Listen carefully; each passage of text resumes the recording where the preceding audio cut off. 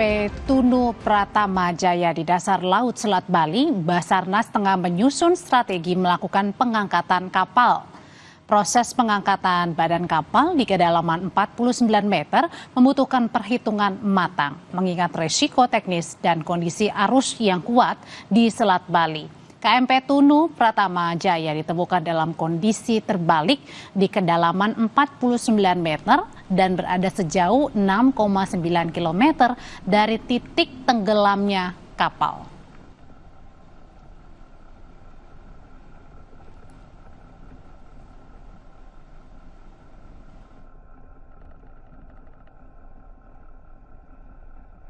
Untuk langkah pertama, KSOP sudah berkoordinasi dengan operator untuk melakukan pengangkatan kapal dan administrasi secara tertulis sudah dilakukan. Selanjutnya, untuk distrik navigasi, terutama Kepala Dinas Navigasi Tanjung Perak sudah melakukan notice to marine kepada seluruh masyarakat pengguna laut yang ada di Pelabuhan Ketapang. Selanjutnya, Dinas Perhubungan terkait akan mengirim tim teknis untuk menyusun proses evakuasi dan salvage operation atau wreck removal kepada KM Tunu Pratama Jaya. Sejumlah keluarga penumpang KMP Tunu Pratama Jaya berharap anggota keluarganya dapat ditemukan. Namun demikian, mereka mengaku pasrah jika proses pencarian korban hilang akhirnya dihentikan.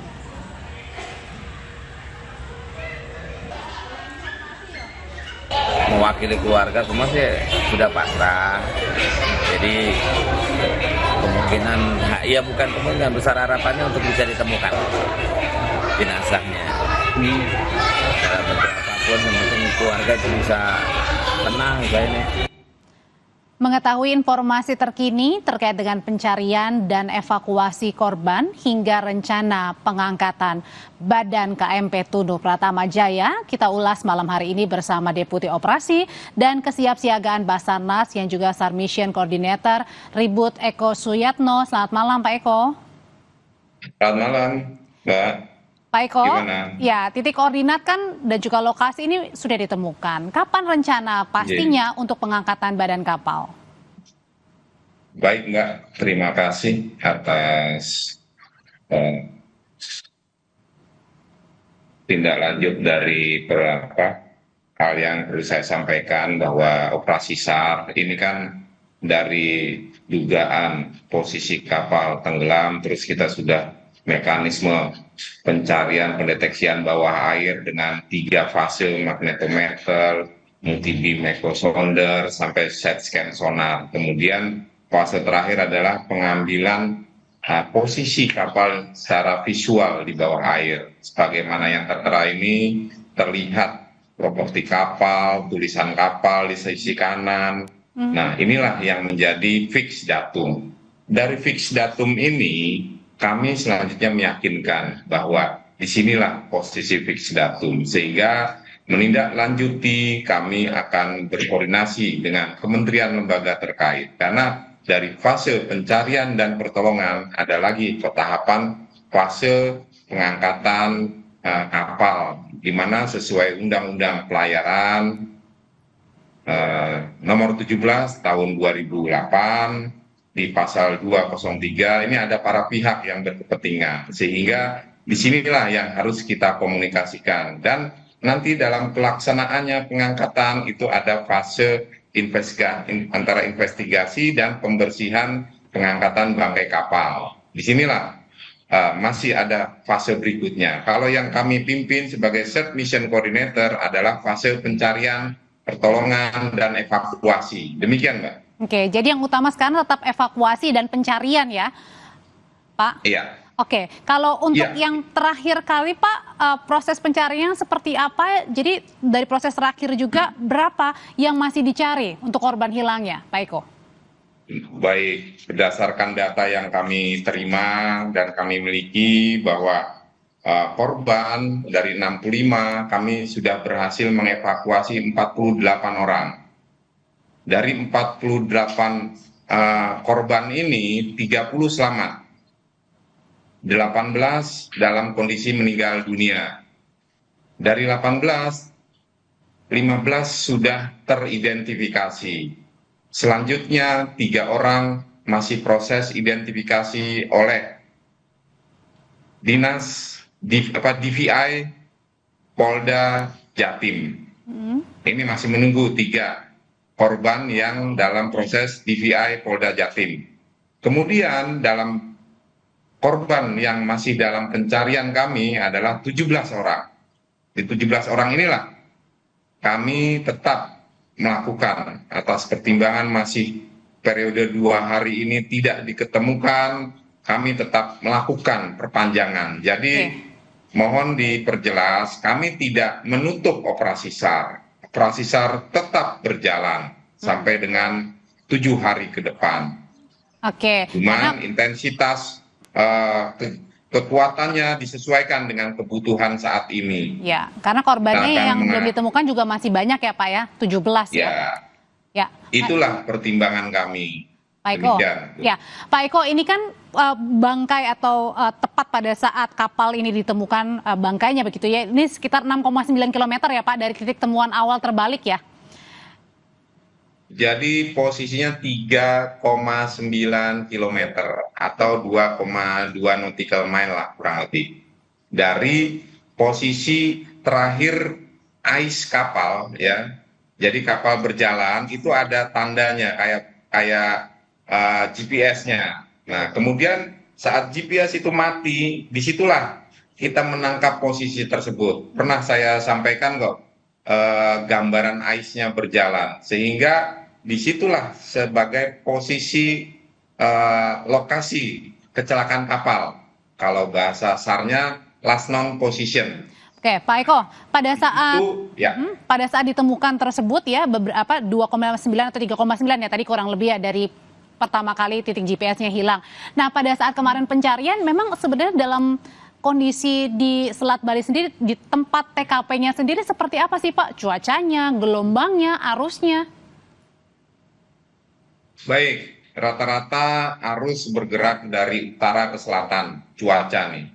Kemudian gelombang rata-rata antara 1 sampai dengan 4 meter gelombang rata-rata. Sehingga kami bisa mendapatkan gambar ini mencari titik selek antara pasang tertinggi dan surut terendah. Disitulah 2 golden momentnya di waktu tersebut antara saat air pasang tertinggi ataupun air surut terendah. Kita mencari, menurunkan kamera bawah air sehingga kita bisa mengidentifikasi gambaran bawah air. Kemudian kekuatan arus itu rata-rata antara 1 sampai dengan 3 meter per sekon. Itu di permukaan dan di bawah permukaan, Mbak. Pak, kita balik lagi ke jumlah korban yang saat ini masih dinyatakan hilang adalah 17 orang. Nah, ini kan sudah 1 minggu ya Pak berlalu ya sejak peristiwa terjadi. Nah, ini akan seperti apa? Oke, tadi Bapak bilang akan terus memperpanjang dan tidak akan menghentikan, minimal ada 7 hari kita penambahan lagi. Nah, kalau dilihat-lihat seperti apa Pak pencarian 17 korban ini, karena banyak 17 orang yang belum ditemukan? Baik, jadi dengan biasanya kemarin sebelum kami memperpanjang karena masih ada ditemukan 3 korban, tetap kami perpanjang. Ini 2 hari ini korban yang diketemukan nelayan ataupun terapung ini sudah kosong, tidak ada. Kami akan tetap memantau. Kemudian kami juga berkoordinasi dengan data yang kami miliki, baik di bawah permukaan, gambaran yang ada, sehingga apabila gambaran bawah air terhadap bangkai kapal di bawah ini bisa menunjukkan adanya korban yang terperangkap di bangunan kapal bawah air ini tentunya saran masukan kami untuk aspek investigasi dan aspek pengangkatan bangkai kapal yang dilakukan oleh kementerian lembaga terkait, sehingga secara simultan tugas dari investigasi juga sudah bisa berjalan saat ini. Tugas upaya penyelamatan ataupun pengangkatan bangkai kapal dari dasar laut, karena sesuai aturan Undang-Undang 17 2008 tentang pelayaran, pasal 203 di situ menyebutkan kewajiban operator ataupun pemilik kapal untuk mengangkat bangkai kapal dengan Ya, berarti artinya ketika tadi kan ada penambahan untuk 7 hari waktu pencarian korban ya Pak ya. Nah, apakah juga ada kemungkinan di pencarian korban kan tadi dibilang bahwa mungkin yang mengapung sudah tidak terlihat lagi. Mungkin saja salah satunya berada di dalam bangkai ya kapal ya, atau di dalam kapal lah. Nah, itu apakah bisa juga dengan memproses untuk pengangkatan badan kapal, maka di situ semakin mempermudah untuk proses pencarian Pak ketika badan kapal ini sudah diangkat.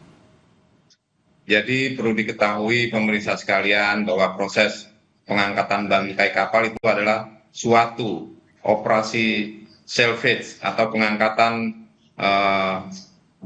benda objek di bawah air, itu suatu proses yang cukup panjang, tidak semudah seperti yang kita bayangkan.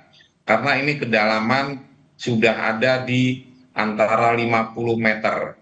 Dengan menggunakan jenis alat selam saja itu sudah tidak bisa menggunakan alat selam open circuit, harus menggunakan mixed gas. Bahkan jika perlu jenis alat selam untuk salvage yang digunakan menggunakan SSBA. Nah, disinilah nanti ada suatu fase berikutnya, yaitu fase investigasi dan pengangkatan bangkai kapal oleh tim salvage yang akan ditentukan. Demikian, Mbak. Oke, jadi itu juga penentu juga ya untuk berat dan kedalaman bangkai kapal yang sudah ditemukan ya, berarti Pak Eko ya, baik. Ya. Baik, kita nantikan tentunya keluarga juga berharap ya 7 hari proses pencarian ini dapat menghasilkan informasi yang paling baru dari 17 korban yang masih hingga kini dinyatakan belum ditemukan. Terima kasih Deputi Operasi dan Kesiapsiagaan Basarnas, Pak Eko, sudah berbagi informasi di Sapa Indonesia Malam. Selamat malam. Support dan doa restunya, Mbak. Informasi berikutnya, Saudara, pasca dikeluarkannya Inpres oleh Presiden Prabowo, kondisi perekonomian masyarakat di Pulau Enggano belum sepenuhnya pulih. Penangkalan alur pelabuhan yang terjadi beberapa waktu lalu masih menyisakan dampak besar. Meski pengangkutan hasil bumi sudah mulai berjalan, tapi masih terbatas karena harga angkut yang menjulang. Terparah. Biasanya sekedar badai apa ini nggak terlalu ini kan, kalau ini asli parah nih kan. Di tengah hamparan hijau pohon pisang yang seolah menjanjikan harapan, nyatanya justru memberikan mimpi buruk. Harga jual pisang sebagai hasil bumi terbesar Pulau Enggano masih anjlok. Harga pisang satu tandan yang sebelumnya dijual Rp40.000 hingga Rp60.000 kini hanya dihargai Rp20.000 saja. Harga tersebut belum dipotong dengan ongkos angkut, di mana petani pada akhirnya hanya mengantongi Rp10.000 per tandan.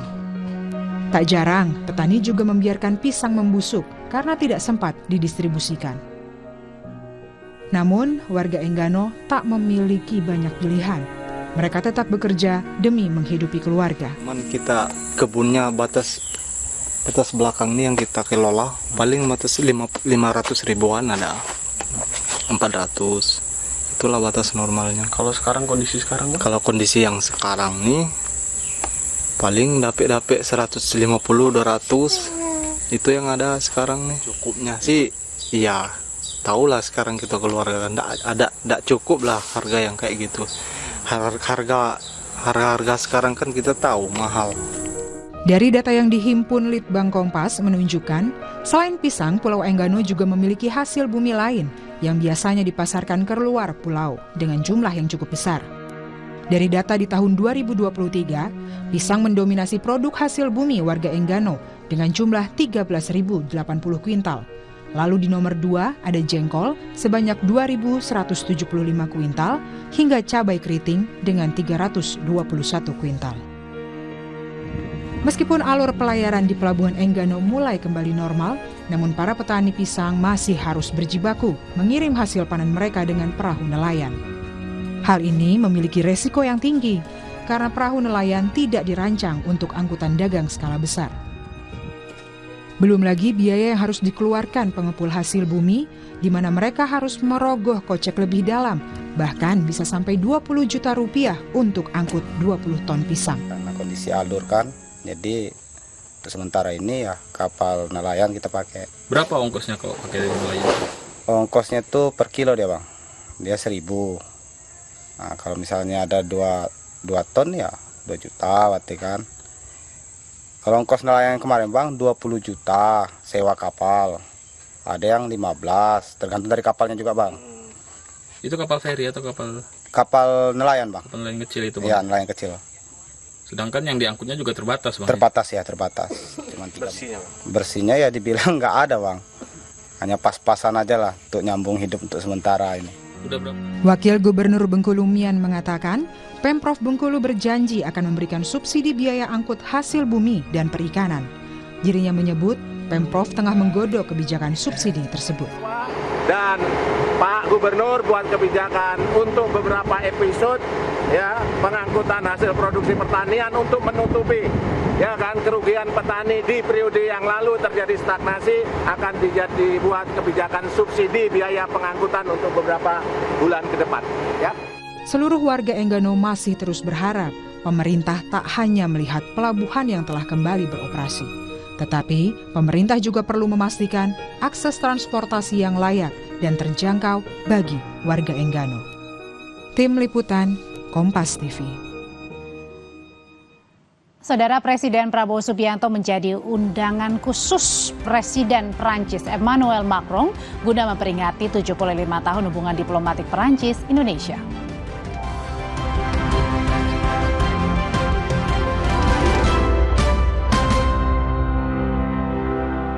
Program belanja berhadiah 16 miliar di Depo Bangunan. Belanja di Depo Bangunan bisa semakin untung, dan untung. Depo Bangunan, supermarket bahan bangunan yang lengkap, nyaman dan murah. Hanya di Depo Bangunan. Aku Viva, hadiah miliaran.